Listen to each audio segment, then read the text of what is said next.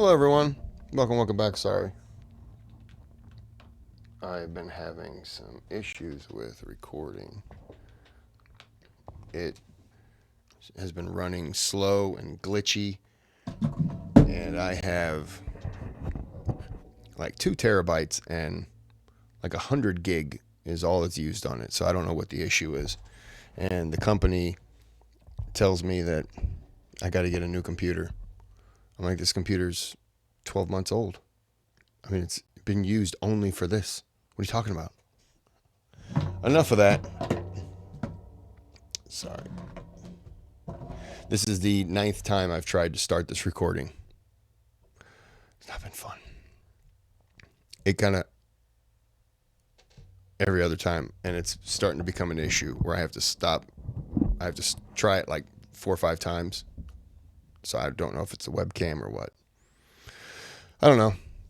Anyways, this is the reality of Jinn in the Qur'an and Sunnah by Dr. Yasir. This video is sponsored by Mohamed. I dropped the quality. Maybe that's what I should do. I should drop the quality down and then pop it back up. Even now, it seems like it got brighter for me in the face. I don't know. Give me just a second. I'm going to move a light. See if this does anything to... Yeah. Let's do that. And that's a little better. I had some tape on the floor where my lights went, and then the dog tore them up. Tore up the tape. So it's just been one of those days. But anyways, this is part 2. We're going to jump into that before we get started. You can give this a thumbs up for me. Subscribe to my channel, which helps out tremendously. You can donate to the channel through the thanks button. There's not one down here. If you do donate, you request a video, you get your name sponsoring that video. Okay? We all understand. Video. Either in the dream, which is more common. Either in the dream, which is more common. I went back because I kept trying to restart the recording. So I went back further than I had when I stopped it. There you go. No matter once in a while, very rarely in real life. Now, jinns there's a difference of opinion who can see the jinn. One group of scholars says only prophets can see the jinn. That doesn't seem to be correct at all, for many reasons. Of them is the Qur'an and Sunnah, that clearly we see that the jinn can be shown to men, and of them is human experience, that every culture sees the jinn. So the majority opinion that humans, all of them, can see the jinn if and when the jinn wants to reveal himself to the human. So the jinn has to desire to reveal himself. You cannot enter the world of the jinn, but the jinn can enter your world. You cannot just snap your fingers and be transported into the world of the jinn. And Allah explicitly says this in the Qur'an, Surah A'raf verse 27. Surah A'raf verse 27, إِنَّهُ يَرَاكُمْ هُوَ وَقَبِيلُهُ مِنْ حَيْثُ لَا تَرَوْنَهُمْ. He, Iblis, and his tribes can see you from a place that you cannot see them. They don't want me going there. I've seen some Chuck Norris movies. I would devastate all of them.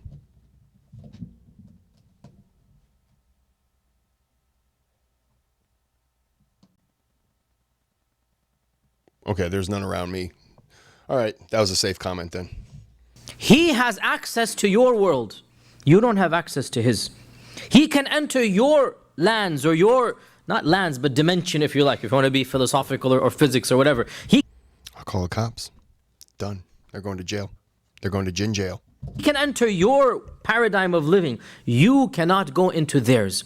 إِنَّهُ يَرَاكُمْ هُوَ وَقَبِيلُهُ مِنْ حَيْثُ لَا تَرَوْنَهُمْ. So any jinn, if he or she wants to, can appear in front of any human, and that is a power that they have that we do not have. And we'll talk about some of the differences between men and jinn, and the differences in power and in intellect. So there is no original shape of the jinn. Rather, and this goes back to another point, a lot of cultural legends are actually based upon the jinn. A lot of things that we hear about, stories and whatnot, they actually come from the jinn. So this notion of, the young kids know what I'm talking about, shapeshifters.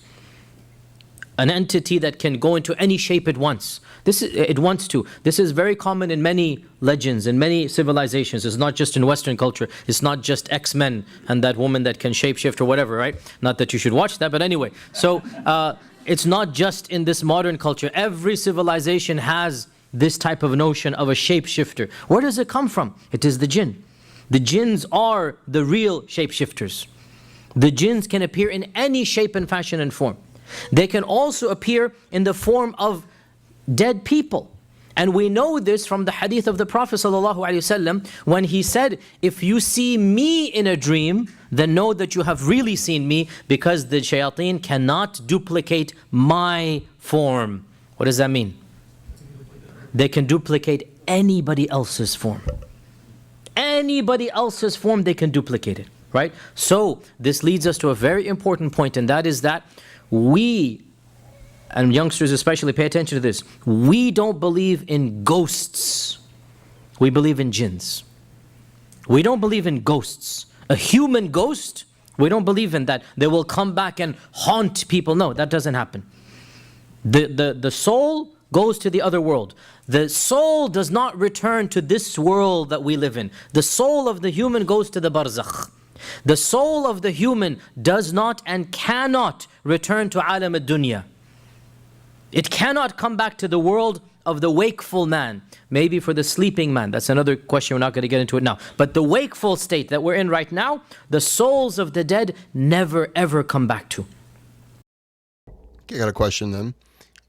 Like at battlefields, especially America's Civil War, people will, Gettysburg, prime example, people, I'm popping them peas, I apologize. Popping them peas. People will go to, I should get a screen. People will go to Gettysburg and they will see ghosts. I was at Gettysburg. I didn't see anything. Yeah, sorry. I saw some statues. But we would say we're seeing ghosts, and you might say you're seeing jinn, or I'm seeing jinn. So my question would be, and I've seen some videos, and that doesn't mean they're real, I get it. But let's say you see what looks like soldiers marching. Like there's one video where it looks like there's soldiers marching behind this tree line. Could that be, let's say it was jinn, how am I trying to phrase this? Could that be jinn reenacting or replicating the battle that maybe they witnessed? And maybe there are other jinn, they're like, you got to come check this out. Like we do recreations of battles, right? Why wouldn't the jinn be capable of recreating a battle scene that they witnessed and having other jinn present to see, oh yeah, these people, oh, they just brutally killed each other. Let's show you. And then they just recreated what they witnessed it and they're just reenacting it. Or does that sound completely stupid? Because to me, that sounds like a pretty, it's different. So I like that idea. I like that just because it's weird and different. So how then do we explain people, in seances and they go to the magician, or they go to the people of the occult, and all of a sudden the shape of the dead man comes up and talks? This is all the jinn. It's all the jinn. Never does an actual human soul come back to this world, because it's gone now. Khalas, Allah says, "Kullu nafsin dha'iqatul maut." One time you will taste it, that's it, you're going to move on. So therefore the jinns can come back and pretend to be human souls, pretend to look in the shape of other people. We also learn from the seerah that the jinns can come and pretend to be human. They can intermingle with human, and humans won't even know that they're jinns. We learn this from the seerah. So many incidents from the seerah. For example, of the incidents is the night of the assassination of the Prophet ﷺ. When the elite of the Quraysh gathered together and they decided finally once and for all, were going to assassinate the Prophet ﷺ. What happens? There was a knock on the door, and an old man from the areas of Najd, from one of the chieftains. He looked like the chieftains of one of the upper tribes, northern tribes, right? And he gave the story that they believed him to be one of the elite. And it turns out that this was Iblis himself. And he was the one who told them the plot of, why don't you send one man from every tribe to simultaneously attack, so that it's complete chaos and no one person can be blamed. You know the story of the Hijrah, right? Where did it come from, Iblis? How did it get to their minds? He pretended to be an old man from that region, right? We also learn in the Battle of Badr that Allah Azza wa Jal very explicitly says that Iblis came and pretended to basically وَزَيْنَ الْمَشَيْطَانُ أَعْمَالُهُمْ وَقَالَ لَا غَالِبَ لَكُمُ الْيَوْمَ مِنَ النَّاسِ وَإِنِّي جَارٌ لَكُمْ. Iblis came in the form of somebody who was to become a Sahabi, Suraqa ibn Malik. So Suraqa, just because Iblis comes in your form doesn't mean you're a bad person. Suraqa became a Muslim. Suraqa became a Sahabi. At this point in time, yeah, if they imitate you, it doesn't mean you're a bad person. It just means they're using you. If you're a good person, they're trying to use your character, your being, your trustworthiness, everything that is good about you in your form. Why would people not believe that would be you? So they're using that to make people go along with what you're saying. And they could maybe say something that could be deemed questionable, like, that seems weird, but he's always been reasonable. He's always had the right decisions. He's done this, he's done that. And some people might go along with it because they believe they're still following you. Makes sense.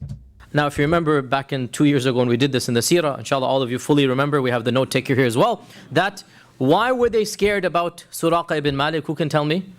Asif, who can tell me? Who can tell us? Okay. Why were they worried about Suraqa ibn Malik and his tribe when they went to Badr? There was a feud between the people of Quraysh and the people of Jusham, Suraqa ibn Malik, right? And they were worried that if they attacked the Muslims, the tribe of Suraqa would come and attack Mecca. So what happened? Shaitan pretended to be Suraqa.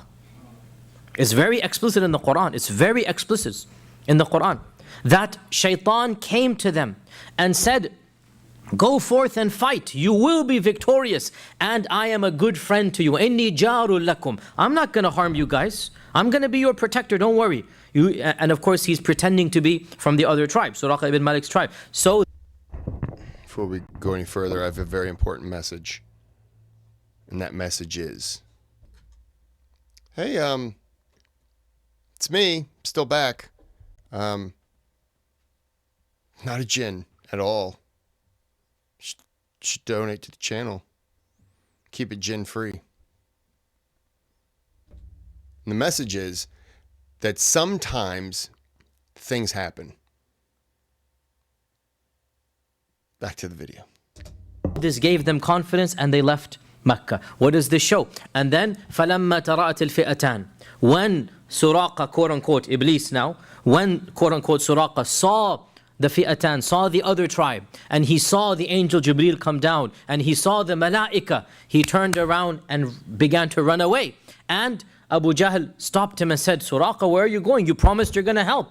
And he pushed him so hard that Abu Jahl basically flew in the air, and he goes, Inni akhafu Allah Rabbal Alameen, you guys aren't going to win, I'm scared of Allah. And he fled. So Allah mentions this story in the Qur'an. The point or the shahid is what? That Iblis or a shaitan, most likely it is the Iblis here.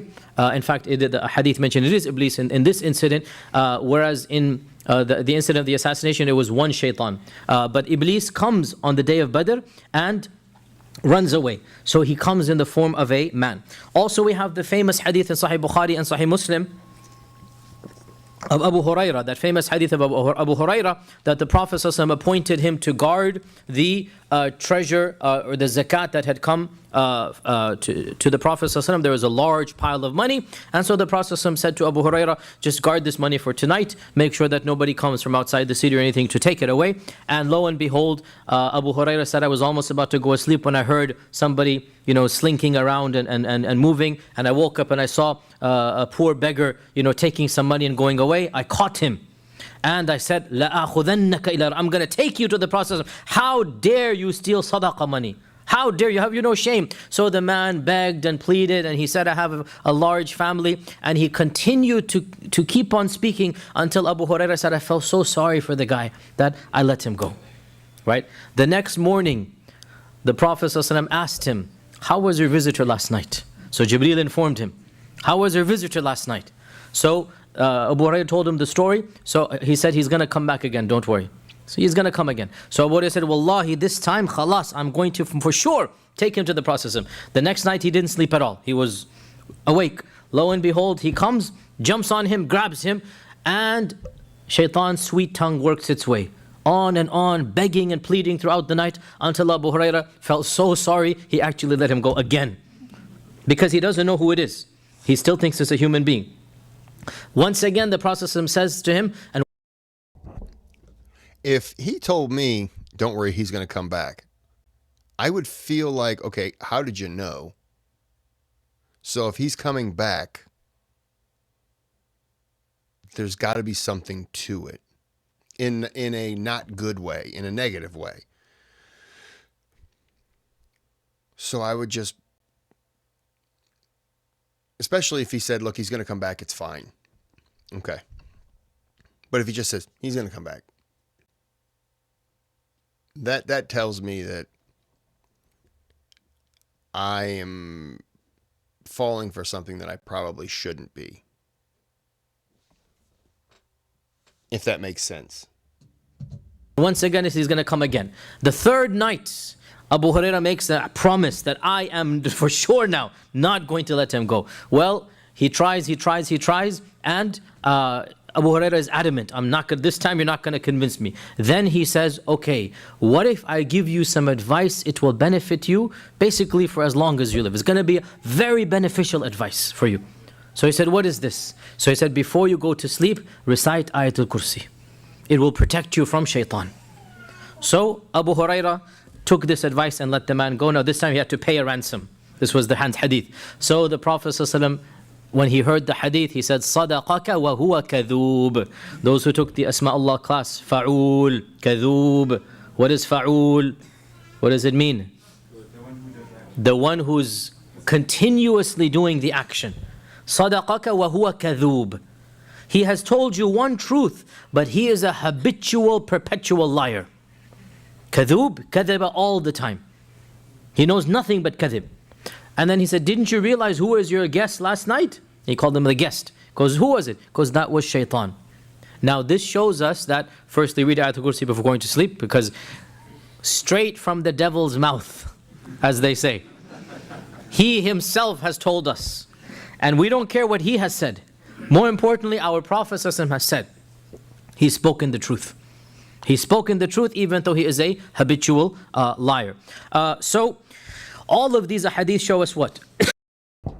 Okay, he told him to recite something to protect him from Satan. And that was the truth? Did it protect him? Did he come back the fourth night? Or was he telling him the one truth because he realized the guy finally stood up against him and was like, no. And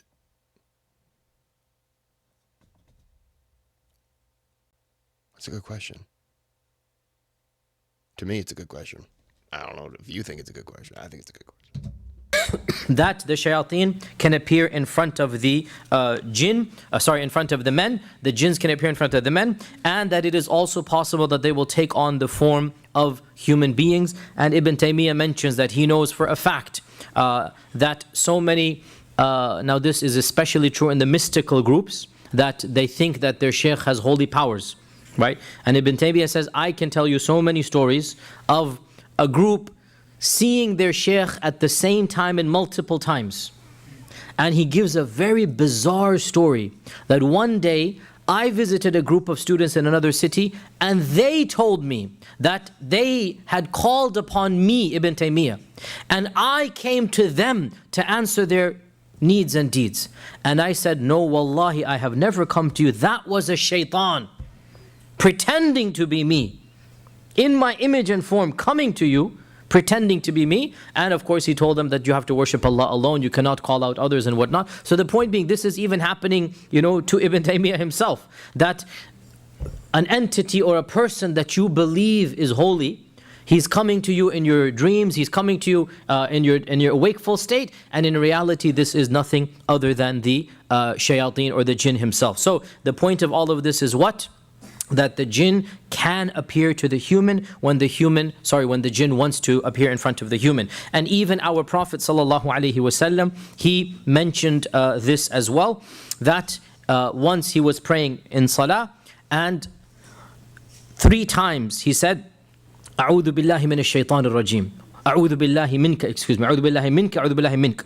And he took a step back, and then he took another step back, and then he took another step back, saying أعوذ بالله من الشيطان or أعوذ بالله منك.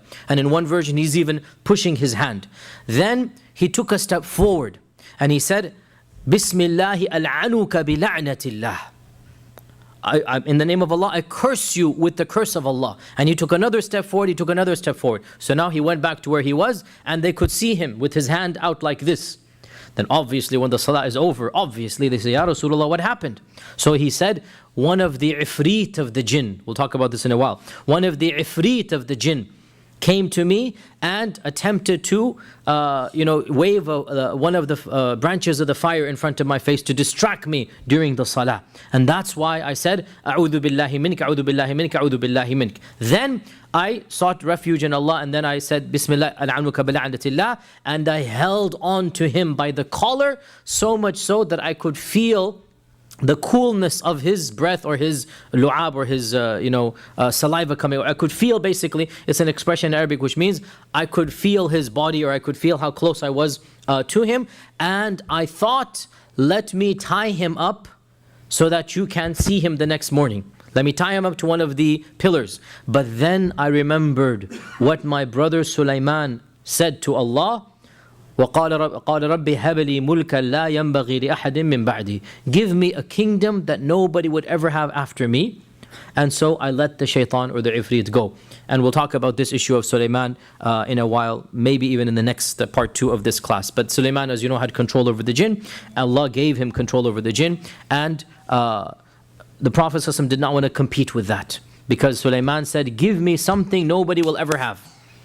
So the Prophet ﷺ thought to himself, if I tie the jinn up, then I would be infringing on the uniqueness of Sulaiman. And this is a very beautiful tangent or hadith here, that the Prophet ﷺ did not want to hurt or irritate or come across something that of his own brother amongst the Prophet Sulaiman. And so out of camaraderie, prophetic camaraderie, if you like, right? Out of collegial respect, right? You know what I'm talking about here. Out of respect to your colleagues, like, okay, this is what he wanted for them, even though he could have done it, but he didn't do it because Sulaiman wanted something unique. We also learn from one other hadith that they can come in other forms other than humans. We learn this from another hadith, and that is the famous hadith that all of you are familiar with, or some of you should be familiar with, that once a young man of the Sahaba was newly married, and he was about to go on an expedition, and so he comes to the Prophet ﷺ armed and ready to go, and he asks permission for one last visit to his beloved wife. Honeymoon phase, he wants to one time more be intimate before going in battle, so the Prophet ﷺ gives him that. Now the wife was not expecting him because he's gone for the battle, and he comes back and he sees her in her house clothes out at the door. And of course this is very big immodesty, like you're in your house clothes and you're not wearing the proper clothes and you're outside. And he gets so enraged and incensed that he's almost about to strike her, like, how dare you? And she says, before you do anything, see what's happening inside. So he goes inside and there is a massive snake on their bed. There's a massive snake on their bed. And so he takes out his sword and the two of them begin to battle. And the narrator of the hadith says, we don't know who killed the other the first, but both of them died. We don't know who killed the other the first, but the both of them died. Then the Prophet ﷺ, when he heard the news, he said that there are a group of jinn that have accepted Islam in Medina. So if one of you comes across a snake, then give him, in one version 3 days, and another version 3 warnings before you kill, and then after that you may kill. Now the point here is that the jinn appeared in the form of a snake, and the hadith is in Sahih Muslim. The jinn appeared in the form of a snake. Now this doesn't mean every snake is a jinn, obviously. What it does mean is that the jinn can appear in the form of certain animals. And when they choose animals for some reason that we do not know, many times they appear in the form of snakes. Now, by the way, the hadith of not killing snakes, it doesn't apply to Memphis, Tennessee, don't worry. Okay? If you see a snake in your house, you may run outside and call somebody to kill it. The hadith of the jinns is specific to Medina, because our Prophet said, in Medina there is a group. I came across a snake one time. I was riding my bike on a trail, and it was June 6th, 2006. And I know that because when I was coming across, it wasn't a very big snake, 1.5 foot. Gardener snake, whatever. It was a nothing snake. But when I took the picture and I showed people later on, it had the date on it. And it was June, which is the 6th month, 06. Can I see where this is going? June 6th, 06, 2006, 06, 06, 06, 06. And the time was like 6:23 in the morning. And so I showed that to my mom and she goes, oh, you took a picture of the devil, did you? I'm like, what? And she was like, 06, 06, 06. And I'm like, oh. Well, he wasn't there when I came back. And she's like, well, that's good. And but it was just a funny little thing. But yeah, 06, 06, 06. I think I still have that on my little BlackBerry phone at the time. Group that has accepted Islam. Okay, and the point was that if you were in Medina at that time, you saw a snake that might be one of your brother Muslims of the jinn. So you tell the snake, either one version says 3 days, another version says 3 times. You tell the snake, get out of here or else I will kill you. So if it is a real snake, it won't know what you're saying, you will kill it. If it is a jinn, then you have given the warning, and if it's a jinn, it will leave before you kill it. The point being, all of these hadith show what? That the jinns can appear in front of the humans in forms that the humans can see whenever they want to do so, not when the human wants them to do so. Okay? Of their characteristics as well, is that the jinns, they marry and they have children. They engage in intercourse outside and inside of marriage, and they have marriage, they do get married, and they have children. And this is proven in so many evidences. Of them is the verse in the Qur'an, أَفَتَتَّخِذُونَهُ وَذُرِّيَّتَهُ أَوْلِيَاءَ مِن دُونِي. Will you take Iblis and his children, his progeny, as protectors instead of me?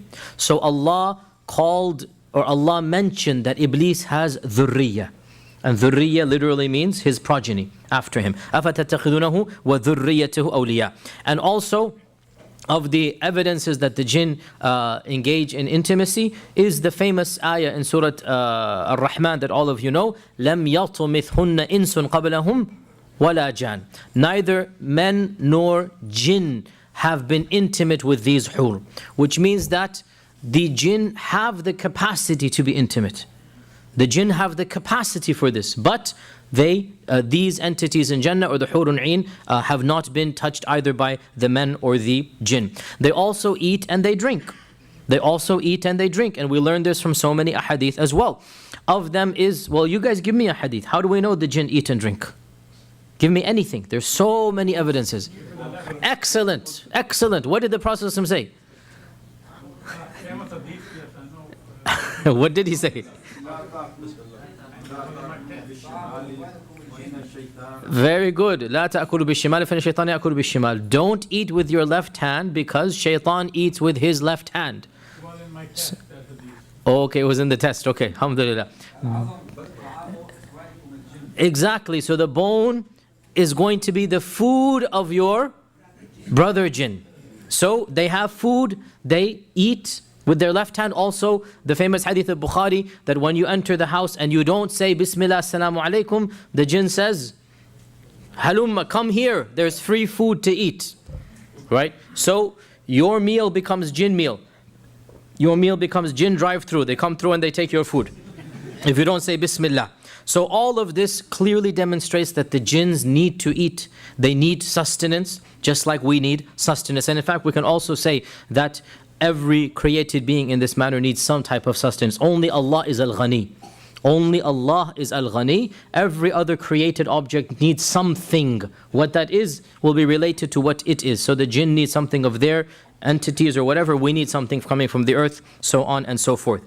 Also of the characteristics of the jinn is that we learn, and this is a very simple story of Sulaiman, and yet it is so profound, that the story of Sulaiman when he wanted to bring the throne from the Queen of Sheba. And we know that Sulaiman was given power over the jinn. When he wanted to be given the throne from the Queen of Sheba, what did he say?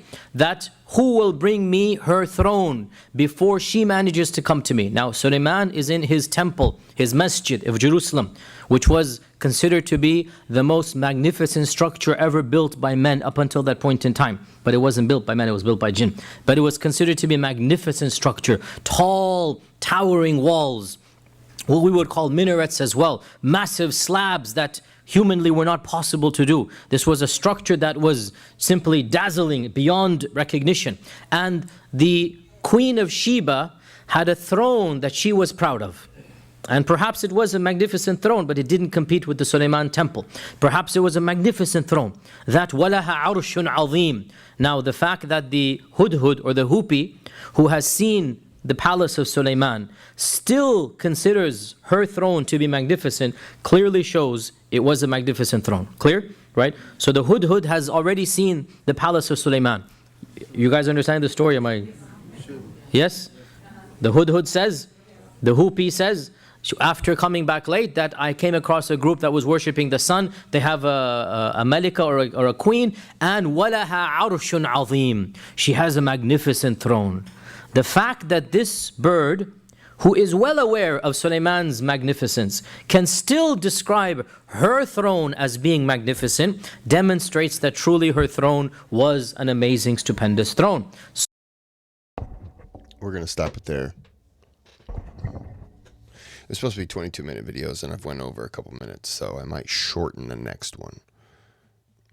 It might just be 20. But anyways, let me get back so it doesn't glitch out on me. It is lunchtime, which means it's snack time. So I'm going to eat some pretzels. But I will be right back, and we will jump into part 3. I like it so far. There's more accurate information, I would say, as opposed to the other video I did. But until next time, have a good day, have a good night.